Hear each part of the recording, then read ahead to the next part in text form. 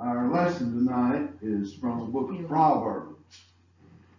I'm going to begin by reading Proverbs chapter 1, verses 1 through 6.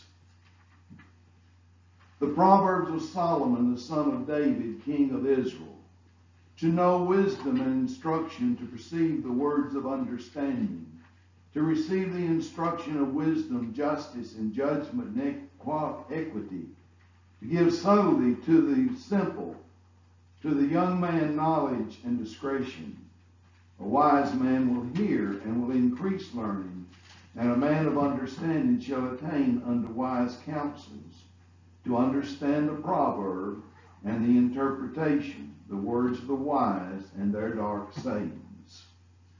With that reading, we have the introduction to the book of Proverbs. And Proverbs 1, verses 1 through 6 is the introduction. I have on your screen up there Proverbs 1, verse 7, and that's going to begin next Sunday's lesson, but I put it up here anyway. The fear of the Lord is the beginning of knowledge, but fools despise wisdom and instruction. Of what we read as the introduction, and from that verse, what kind of contrast do you get? Wisdom and foolishness. And you learn to keep from being a fool. Okay?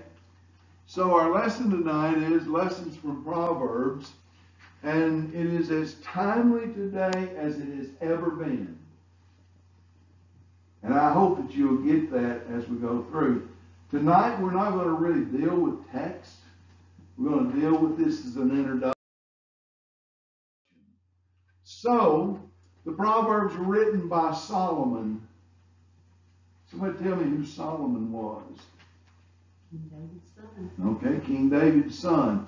And because he was King David's son, did he become king? Yes. Okay. Jesus verified the wisdom that Solomon had.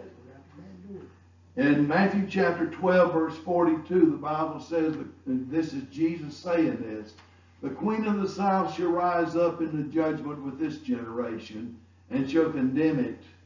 For she came from the uttermost parts of the earth to hear the wisdom of Solomon, and behold, a greater than Solomon is here. The people had asked for a sign. Jesus, show us a sign. And he said, there will be no sign given but that of Jonas the prophet. And then he makes this statement here. But in this statement, he said that she came to hear the wisdom of Solomon. Throughout this book of Proverbs, you're going to find wisdom mentioned over and over and over again. And then right after it's mentioned, there are going to be personal pronouns of he or she. And it is a personification of the idea of wisdom. He says, for instance, look at chapter 2. My son, if thou wilt receive my words. This is not really Solomon it's talking about, but rather it is wisdom. Wisdom is looking at you and me, the learner, as a son. So throughout this book, you're going to have that personification of wisdom. There are a collection of sayings. There is no rhyme or reason to them so far as the order in which they go.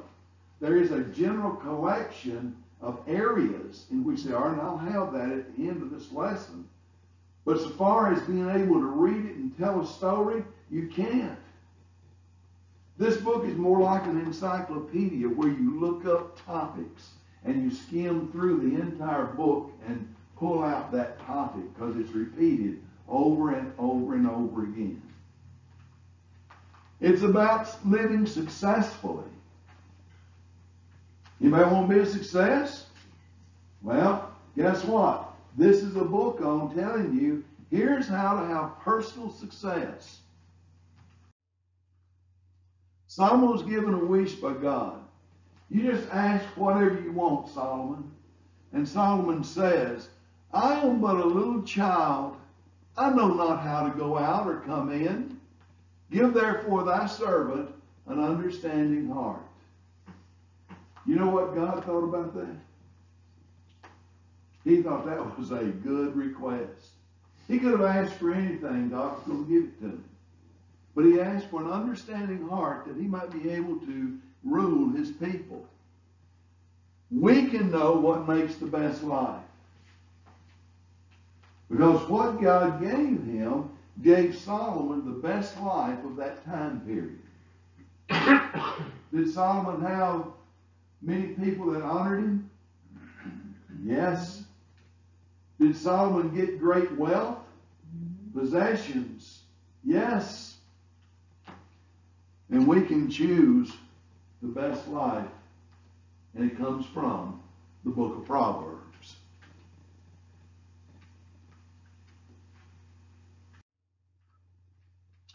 We seem never to live up to our goals, our dreams, and our aspirations. Did you ever have something you thought, this is what I want to do, and you set out to do it and you fall way short? It never comes to bear, and you don't follow through with it. And that was just a dream.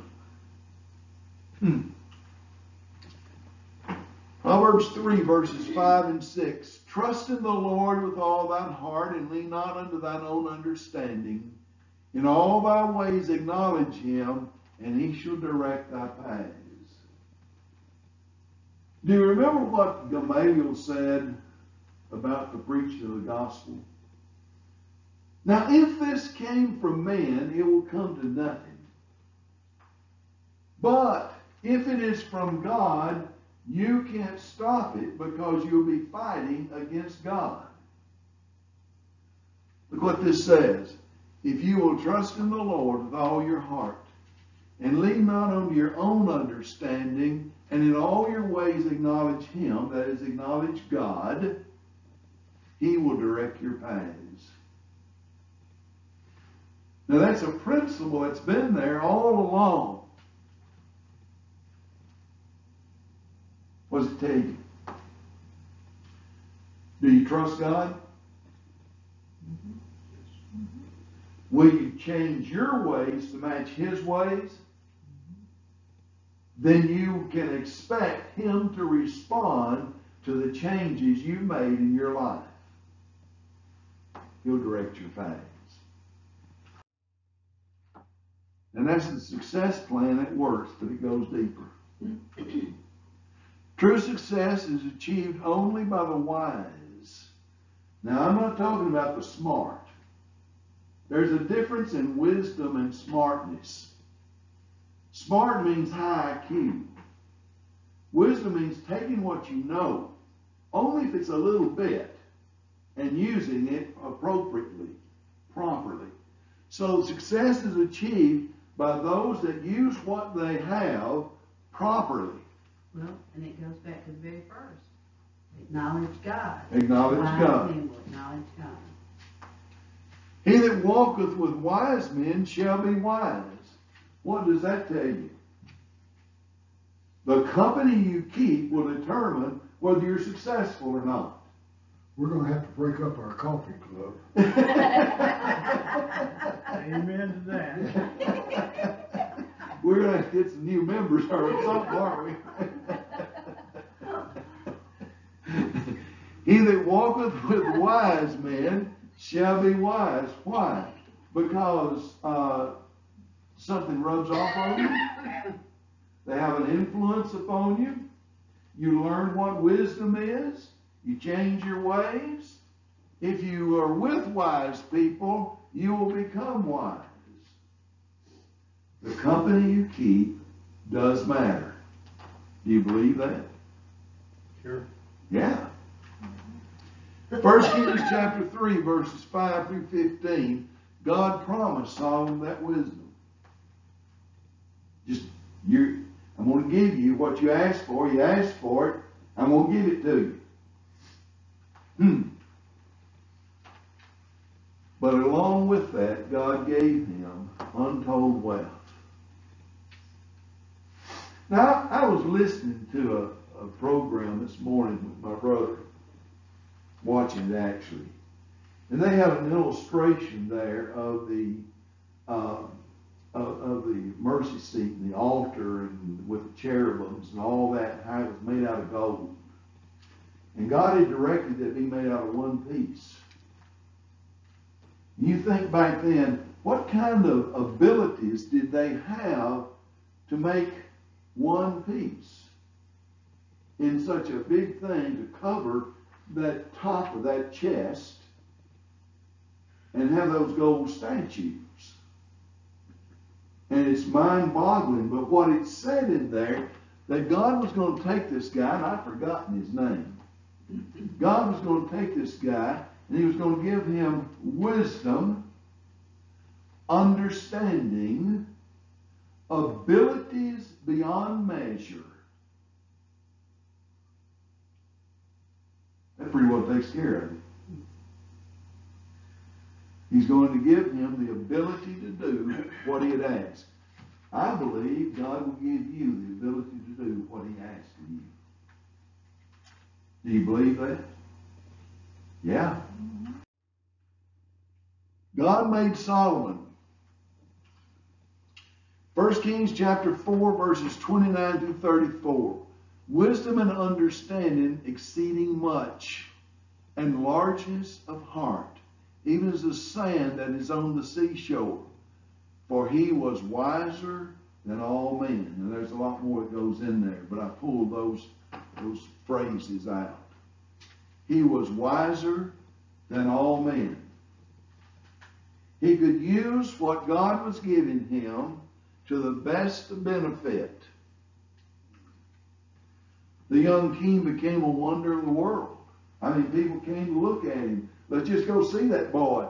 He was a businessman, a poet, an actress, a political leader, a judge, a philosopher, a military genius, a builder of the world's most magnificent temple. Duh. That's a pretty big bill. But that's just some of the things that we know that Solomon did. He's pretty wise because God was with him. He had several followers too. He had lots of followers. They kept carrying. Yeah. He had too many wives. Got him in trouble. Got him into trouble. Yep, they did. They did. In Luke chapter 11, verse 31, the Queen of Sheba came to hear the wisdom of Solomon. Jesus affirmed that wisdom that Solomon had. Life is too short for us to make every mistake over and over. Therefore, we need to learn our lessons from Solomon. The Proverbs will tell you what the best way to live is. So this is, I got it up here somewhere, it's like a laboratory. And Solomon is like a scientist. He's going through these experiments, and Proverbs is reporting to you what the results of the experiments are. Do you remember what the same writer wrote in Ecclesiastes? He tried it all, he said. Here it is. Proverbs is it. Huh? Vanity. Vanity. Vanity. Vanity of vanities. He doubled it up. All is vanity, saith the preacher. The book is presented as a scientist in a laboratory. There it is. Solomon said he had tried these things. He says they don't work. If we just listen to what he says, it doesn't work. I've tried it. Here's what you need to do. He goes ahead and he tells you this is what does work. These don't work. These do work. The fear of the Lord is the beginning of wisdom. He says in two places, chapter 1, verse 7 and chapter 9, verse 10. It is repeated for you. If you want to be wise, you learn that the Lord is over all. And if you don't learn that the Lord is over all, are you wise? Nope. What does Psalms chapter 14, verse 1 say? The fool has said in his heart, there is no God.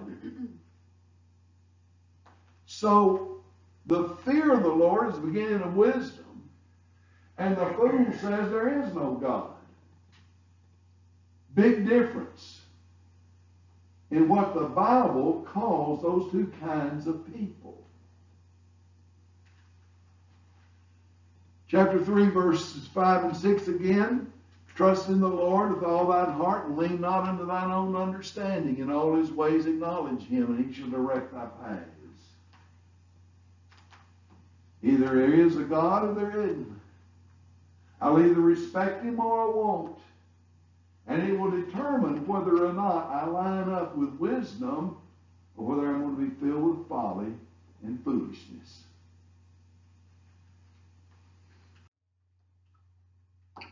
So this is the formula for successful living.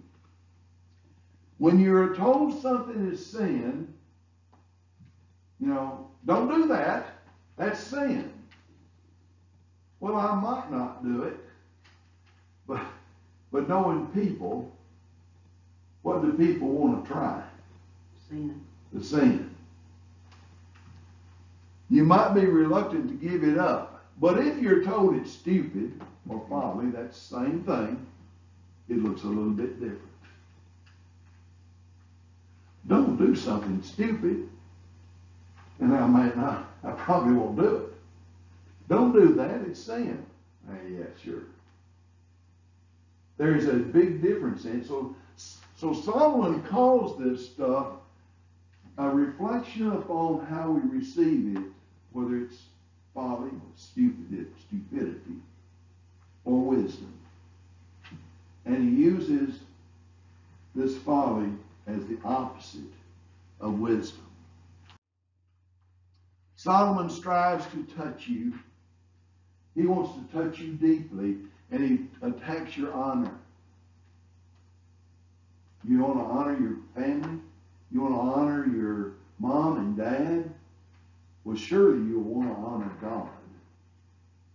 This is the vein if he takes that. Your reverence, and that has to do with how much you fear God, or whether you don't. Your love, and it questions, what is it that you do love? And fear, that's about the same as reverence. And your self-respect, your intelligence. Do you want to be a fool? Is what he's asking. It's all through there. Should that be a C-E on the end instead of G-E? Yes, it should be N-C-E.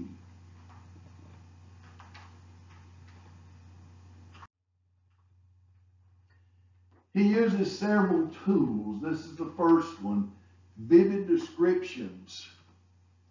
The New Testament teaches drunkenness will destroy your soul, doesn't it? Yeah. But Solomon tells you how alcohol affects both body and soul. He's going to break it down for you. He's going to get inside you. Proverbs describes sexual sins and laziness. The New Testament condemns those things, but Solomon's going to tell you how it actually occurs. He gets down to the nitty-gritty. And then contrast is frequently used. That's another tool. It's good versus evil. It's reward versus punishment. Wisdom admonishes us to look at the other side of the coin. He puts it like, you say this, but that's not right. You don't need to do that. Look at it this way. So it changes your perspective. It's a contrast.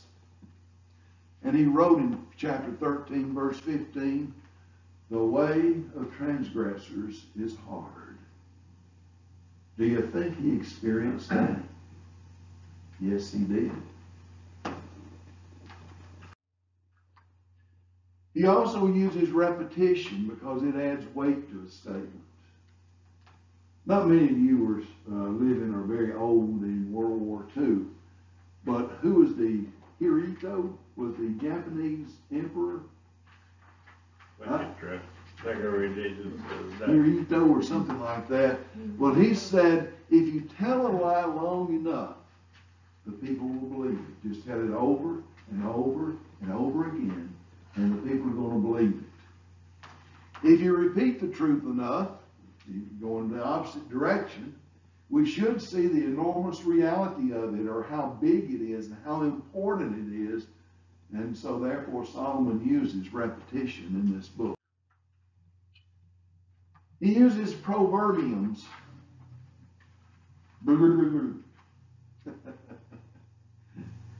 That's literature words. It means four words. Pro is for, and verbium means verbate or verbalize words. Proverbs is written for everyone, the young and the old, the men and women. And it contains principles. Principle number one that we're going to get is that success is possible for everyone. That means you and me. Success is possible. Too many of our people are told, you're just a failure, you're no good, you're not worth anything. Proverbs says, oh yes you are, and you can be a success. It tells you that success is personal. It's not a congregation-wide, it's not a nation-wide, but it is personal to you. And the successful people are purposeful. Now, what does purposeful mean? You have a purpose. And so you have all these self-help books that say, set your goals. Get your purpose. Proverbs tells you, you need those things. It is a good thing to have. You're handy. Yeah. Successful living is then, this is the combination of all that, a deliberate act of the will followed by a calculated course of action. It's a mouthful. It says, I will understand I can be successful. I understand it depends upon me. And I understand that it depends upon the purposes that I set forth. And when I get those purposes set forth with that mindset, then I will act in a certain way so that those purposes come about. In the words of, I can't think of the guy's name, 7 Habits of the Highly Successful People, Stephen Covey. Stephen says, here's what you do. You figure out what the main thing is, and that's what you do. The main thing, and that's what you do. The problem is trying to figure out what is the main thing in my life. So let's outline the book and close this down, okay? In chapter 1, verses 1 through 6, you have the purpose of the book, and that's why I read it. What did you find in that? Proverbs chapter 1, verses 1 through 6 says, to know wisdom. That's the purpose of the book. That's verse 2. Verse 3 says, to receive instruction, to be taught by the things that are wise.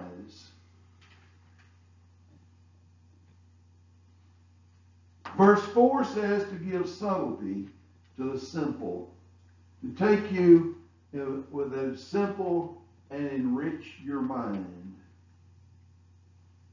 Verse 5 says, and the wise man will hear. To give you that knowledge, to give you that ability to know, and a wise man will hear. And then, guys, I hate the last part of verse 5. It says, and the wise man will attain wise counsel. That says if you get lost, you ask directions.